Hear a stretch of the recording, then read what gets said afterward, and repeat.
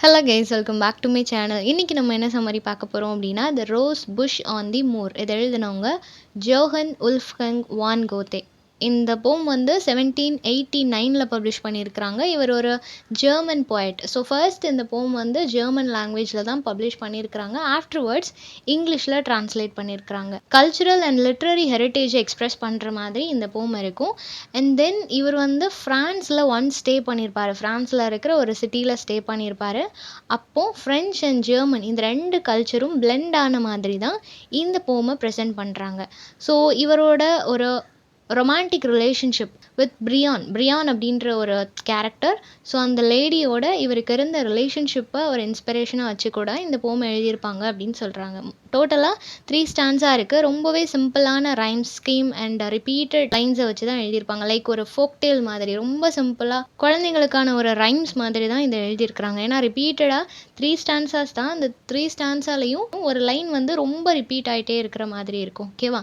So இதை வந்து நிறைய கம்போசர்ஸ் வந்து மியூசிக்காகவும் இதை வந்து கன்வெர்ட் பண்ணியிருக்கிறாங்க. நிறைய சாங்ஸ் மாதிரி, இப்போ நிறைய ரைம்ஸ் எல்லாமே சாங்ஸ் மாதிரி இருக்குது இல்லையா? ஸோ அந்த மாதிரியும் நிறைய பேர் கம்போஸ் பண்ணியிருக்கிறாங்க. அதில் முக்கியமாக ஃப்ரான்ஸ் கர்பட் அப்படின்றவர் 1815 இதை கம்போஸ் பண்ணியிருக்கிறாரு. அது எல்லார் மத்தியிலையும் கொஞ்சம் ஃபேமஸாக இருந்துச்சு அப்படின்னு சொல்லப்படுது. ஸோ எப்படி ஸ்டார்ட் பண்ணுறாங்க அப்படின்னா, ஒரு young boy who notices a rose bush. So ஒரு ரோஸ் புஷ் இருக்குது. ஸோ அதை வந்து ஒரு பாய் நோட்டீஸ் பண்ணுறான். ஓகேவா? நோட்டீஸ் பண்ண உடனே அவனுக்கு வந்துட்டு அதை பார்த்த உடனே அது எங்கே இருக்குன்னா, எக்ஸாக்டாக மூர் அப்படின்னு சொல்லும்போது நிறைய ஹை ரெயின்ஃபால் இருக்கக்கூடிய ஒரு இடம், இல்லை கூலாக வெட் லேண்ட் இருக்கும் இல்லையா? அந்த மாதிரி இடத்த மூர் அப்படின்னு சொல்லுவாங்க. ஸோ அந்த மாதிரியான ஒரு நல்ல இடத்துல, நல்லா எல்லா செடியும் வளரக்கூடிய ஒரு இடத்துல ஒரு ரோஸ் புஷ் ஒன்று இருக்குது. அங்கே இருக்கிற ரோஸ் எல்லாத்தையும் ஒரு யங் பாய் வந்து நோட்டீஸ் பண்ணுறான். பண்ணதுக்கப்புறமா அது ஒரு young and lovely morning. Young அப்படின்னு சொல்லும்போது மேபி ஏர்லி மார்னிங்காக இருக்கலாம். ஓகேவா? ஸோ ஏர்லி மார்னிங் ரொம்ப லவ்லியாக ப்ளசன்டபுளாக இருக்கிற மாதிரியான ஒரு மார்னிங் டைமில் ஹி ரேன் டு சீக். அவன் வந்து வேகமாக போகிறான். ஒரு ரோஸை பார்த்த உடனே அதை கிட்ட போய் பார்க்கணும், அதை ப்ளக் பண்ணணும், இந்த மாதிரியான மைண்ட் செட் தானே இருக்கும் எல்லாருக்கும். அந்த மாதிரி இவனும் அதுக்கிட்ட வேகமாக போகிறான். அது ரொம்ப க்ளோ ஆகிற மாதிரி, அட்ராக்டிவாக இருக்கிற மாதிரி இவனுக்கு ஒரு ஃபீல் இருக்குது. ஸோ தட் அவன் அது கிட்ட போகிறான். க்ளோஸாக பார்க்கணும், அதோட அந்த க்ளோ வந்து தெரியணும் அப்படின்னு சொல்லி கிட்ட போய் பார்க்குறான். பார்த்ததுக்கப்புறமா அவனுக்குள்ள ஒரு ஜாய்னஸ், ரொம்ப ஹாப்பியாக ஃபீல் ஆகுது. அது அந்த ரோஸை அப்படியே அட்மையர் ஆகிறான். அதோட பியூட்டியை பார்த்து, அதோட அந்த ஸ்டன்னிங்கான நேச்சரை பார்த்து இவன் அப்படியே அட்மையர் ஆகிறான்.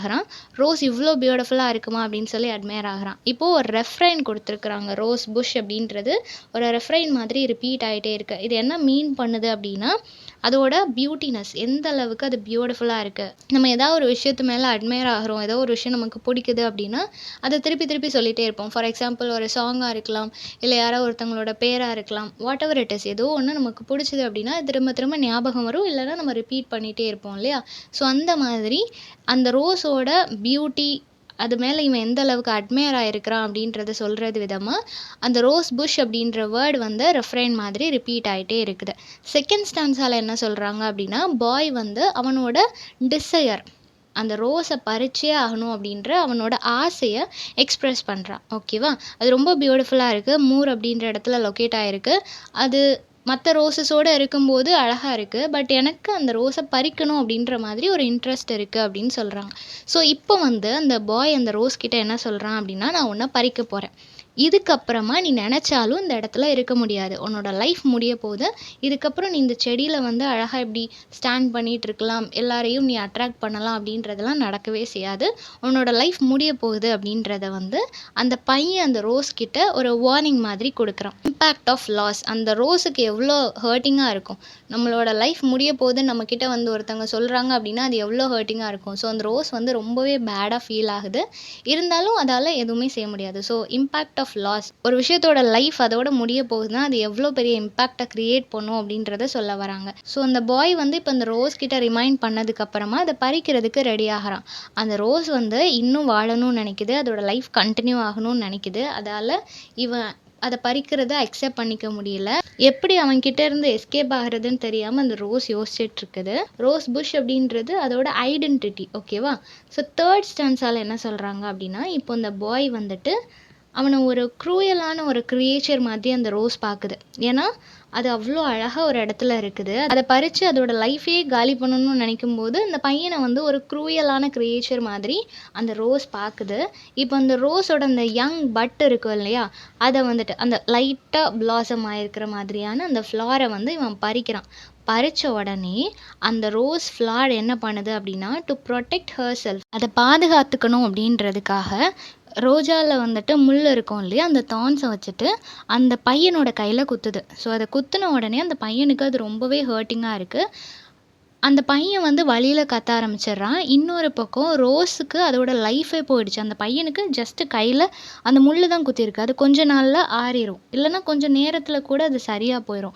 ஆனால் இந்த ரோஸ் ஃப்ளாரோட லைஃபே போயிடுச்சு இல்லையா, ஸோ அதை தான் இங்கே மீன் பண்ணுறாங்க. அந்த ரோஸ் ஃப்ளாரோட லைஃபே போயிடுச்சு, அது எந்த அளவுக்கு ஃபீல் பண்ணியிருக்கோம் அப்படின்றத தான் சொல்ல நினைக்கிறாங்க. அது ஹெல்ப்லெஸ்ஸாக இருக்குது, யாருமே அதுக்கு ஹெல்ப் பண்ண முடியாது. அது மறுபடியும் பூக்கும், அந்த லைஃப் லாங் அது இருக்கும் அப்படின்ற கேரண்டிலாம் யாராலையும் கொடுக்க முடியாது இல்லையா. ஸோ அது எத்தனை நாள் இருக்குதோ அந்த செடியில் இருந்திருந்தா கொஞ்சம் ஹாப்பியாக அதோட ஃபேமிலியோட அது இருந்திருக்கும். இப்போ அதுக்கான ஆப்பர்ச்சுனிட்டி இல்லாமல் போயிடுச்சு இல்லையா. ஸோ அந்த ரோஸும் ரொம்ப ஃபீல் பண்ணுது, அந்த யங் பாயும் ரொம்ப ஃபீல் பண்ணுறான். ஸோ அந்த மாதிரியான ஒரு சிச்சுவேஷன் இருக்குது.